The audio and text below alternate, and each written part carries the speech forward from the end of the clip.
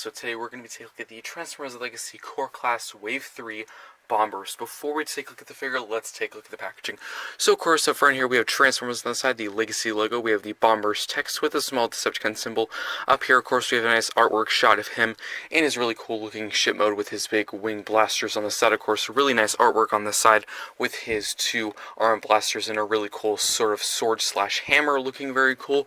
And on the back, two product shots, one of the robot and ship mode, and he transforms in 9 steps, and that is pretty much it for the packaging. Let's now get into the Bomb Burst in his robot mode. Let's take a look at the details.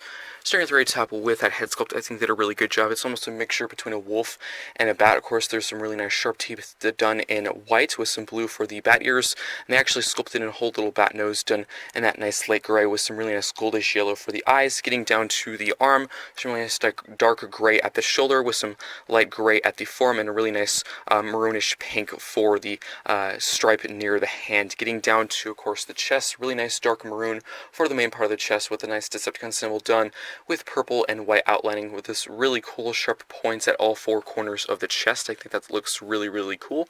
Getting down to, of course, the legs, some dark gray at the hips and crotch, continuing down to the feet, which looks pretty cool with some light gray on the inner parts of the legs. And there's actually a really nice area here. They actually added heel spurs, which I don't think that's actually very common for a core class figure. Also, there is the whole nose cone section back here done in blue with red for the windscreen, which unfortunately does not want to compress very often. It typically will just pop out, but that's not, I would say, a big critique for such a small, low-budget figure. I'm typically not that picky with core class figures because they're only about $10 to $12. Let's now get down to articulation. So unfortunately, with this figure, the mouth cannot open or close, which I was kind of hoping you could do, but unfortunately it's not present. Also, the articulation in the head is actually very limited. It cannot look up or down. It can only move side to side, and that's pretty much it. Getting down to the arm, there's a ball joint at the shoulder, so it can move all the way around, out and in. There's also a ball joint at the elbow, so there is an elbow bends, and you can also swivel it like that. There is also a full waist rotation, which is pretty good. Also, of course, the leg can kick that far forward, that far back. There is a knee bend. There is also an ankle pivots to a very good degree. And of course, you can do the splits, but unfortunately it's kind of limited due to this little piece right here. But I'm actually very surprised there's such a good ankle pivots and waist rotation for a core class figure. I just kind of wish maybe they put a little bit more budget into the head so the mouth could open and close and have a little bit of articulation up and down. But everything else is actually pretty good for such a small figure. Let's now get into the accessories. We'll get into the accessories, so it actually does come with 3, which is a surprising amount for a core class figure. So there actually is 2 ways to store the accessories. Let's just start with them storing on the front of the figure, of course, the arms and him holding his axe. So he actually does come with 2 identical blasters. So there is actually this detail that by the box is actually facing back, but if you want to, you can actually store it forward. So there is a port in the gun and there is a peg on the figure itself. You're just going to plug that into place, and if you're wondering, those are actually blaster piece compatible. So you're just going to get the other blaster, plug that in there as well, and just store them like that. And as for the final accessory, it does come with a really cool looking axe, which is done just in gray, very plain, and that just plugs right into his hand. And overall, I think this is definitely my preferred look of the 2, but the second way, you can actually store pretty much all the accessories on the back if you want to have him more plain in the front, just using his fists, which is a nice option that I actually did not know it was included. I was actually surprised to see that in the instructions, but overall, that looks pretty cool. Let's now get into the second way you can store the accessories. So we just need to take everything off of him. And let's just take the blasters and put those off to the side. So I do apologize if you cannot see, because it's actually very hard to show, but there is a slot in there, and there's actually a whole slider section, and you're going to get this section here and tab it into that slot, and of course that slider system. So just get that into place like that, which can be a bit of trouble. It actually did take quite a bit of time to do it the first time, so just be patient, and you'll get it. So you might need to have a good grip on it, so just have that into place like that, and there we have that in place. You're just going to tap it like that, and then it really just shows in the instructions having this angled back like that. And then what you're going to want to do is get both blasters, and again having this gray detail facing back, and there is a peg and port, and that is just going to plug right into place just like that. Do the same thing, of course, with the other one tab that into place. And there we have the second way of storing all the accessories, which, to be fair, isn't my favorite because it kind of just juts out. That's how the instructions showed it, which the instructions were really not that specific, but that's how it was, that's how I interpreted it, and it's just okay. I guess it does give an opportunity for you just to have it plain in the front, just him using his fists, which is a nice option, but definitely I'll be storing the accessories on his arms and his hands, and that's pretty much it for the accessories. Let's now get into some comparisons. Here we have the Transformers Legacy Core Class Bomb Burst with the Transformers Power of the Primes, Primaster, Bomb Burst, and Megatronus. So if you don't know, they actually kind of recreated the sort of Pretender Shell idea in the Power of the Primes line. Of course, there was the Pretender Shell Bomb Burst, and there was a Prime inside to hold it. But now, of course, we finally have a full-size Bomb Burst character, which is actually really cool. I'm really glad, because I actually really liked the design for the shell, but unfortunately there was virtually no articulation. The arms could move, and that was pretty much it. The legs couldn't move at all. It was really just kind of a walking, moving little brick. It was kind of boring, but as you can see, design-wise, I think they did a really good job of recreating it from this figure and putting it in a core class scale. As you can see, of course, the head is very similar with those bat ears, the whole pink, and those 4 sections of the chest, and actually the Decepticon symbol is in the same side of the figure, so it's pretty cool how they recreated that in this scale here, and I'm really glad. Of course, better articulation, lots more details, and yeah, pretty cool to have 2 very different versions of the same character. Let's now get into some core class comparisons. So here is Bomb Burst with Legacy Wave 1 Core Class Skywarp. As you can see, Bomb Burst is actually on the shorter side of the core classes, but he is actually very bulky and quite hefty. When I opened him up, I was like, damn, you know, it's such a small character, but actually has quite a bit of weight and quite a bit of stuff packing in him.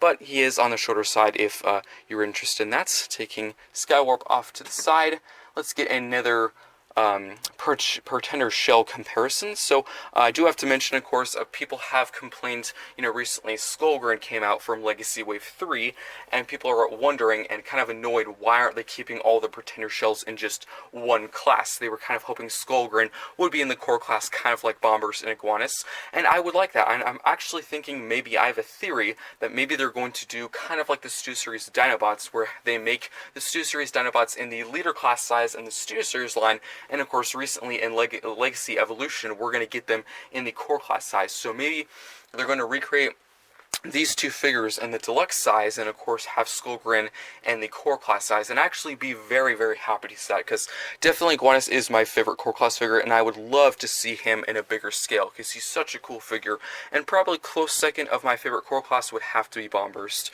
But yeah, I think that'd be a really cool idea if they could do that. Who knows? Maybe they will, maybe they won't. Let's now get some more core class comparisons. Here he is with G2 Megatron. Looking pretty cool. And again, as you can see, a little bit smaller, but he actually does come, again, quite a few accessories, and he's actually pretty chunky, pretty hefty. And for one last comparison, here he is with Shockwave. And that is pretty much it for comparisons, and let's now get into transformation into the jet. Jet mode. So what you're going to want to do is have the blasters stored in the arms, but you're going to want to have the whole mace slash sword stored in the nose cone, like in the second way you can store the accessories. So now what you're going to want to do is get the whole nose cone, and this will just collapse over the back of the head just like that. And if you want to, you can actually attach the mace later when it's all fully transformed, but I actually like to start with it on before transforming. You can then get the blasters, rotate these up so you have this whole gray section facing towards you. Do the same thing on the other arm, and then you're going to rotate at the waist. You can then collapse the foot completely. There is 2 tabs on the legs and 2 slots on the chest, so you're going to just collapse the entire leg, tab that into place. Do the same thing on the other side, so just tab that into place, and there we have Legacy Bomb Burst in his jet mode. Let's take a look at Bomb Burst in his jet mode. Let's take a look at the details. Of course, during 3 front, we have the nice red for the cockpit or windscreen there, looking very, very cool, with some nice blue at the nose cone. We actually do have the blaster, or of course, this is actually the axe, so I really do like how they kind of use that 2 different ways. And of course, we do have the wings there with the blasters as well, and all 3 points are actually blaster piece coming out also. That's a really nice feature there, and I think they did a pretty good job with the sculpt of the wings. And again, if you if you want to have this detail more obvious, you could flip these around and have them facing up instead of down.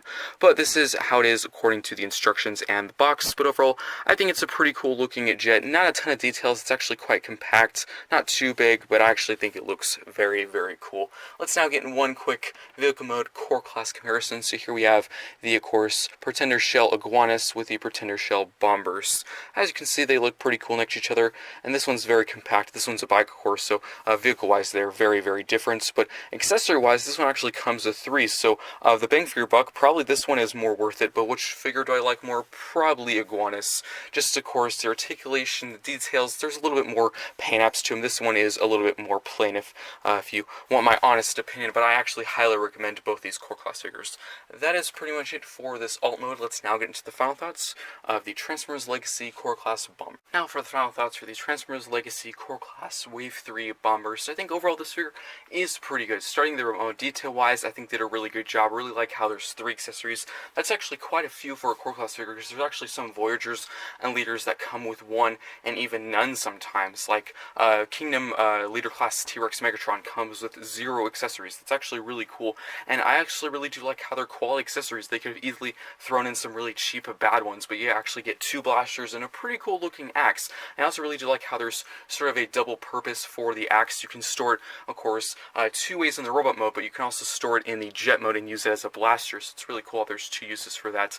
And of course the blasters kind of stay blasters, but also form the wings of the jets. But articulation is pretty good. I think they could have done a little bit better where the head is concerned. It can only move side to side, it can't move up or down, and it cannot open the mouth or close it, which I can probably pass on the opening and closing mouth, because it is a very small figure and a very small sculpted head, so I do understand that they were probably worried the mouth could break or snap or crack or something like that if you open and close it too much, but I think they probably could have fit in a hinge or a ball joint so the head could have some better articulation. That is just my opinion. But everything else, the arms, there's actually a waist swivel, which is actually really nice, because some core classes don't have any waist swivels, and even deluxe classes don't have waist swivels, so I actually think that's pretty cool. Also, there's actually a heel spur, which some core classes don't have that either, so there's some really cool design traits that they included. Also, the design of the figure, I actually really do like how they sort of recreated the entire design from the Power of the Primes Pretender Shell Megatronus and Bombers. They really just kind of copied and pasted that, and it actually looks really good on there. I know they did have a G1 version of this. I don't have it, so I kind of wish maybe I could compare them, but I think they did a pretty good job. They really just kind of made it bigger scale and, of course, better articulation. Getting down to transformation, I think it's overall pretty simple.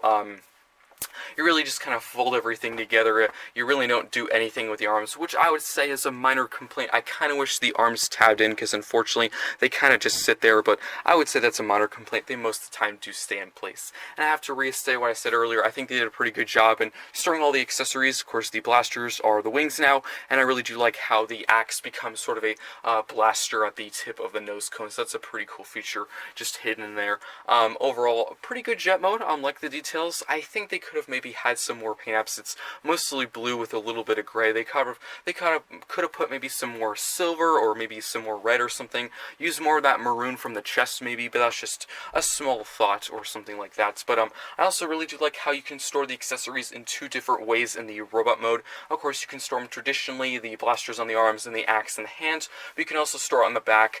Is it my favorite, version of the accessory storage? No, I probably will never use it after this video.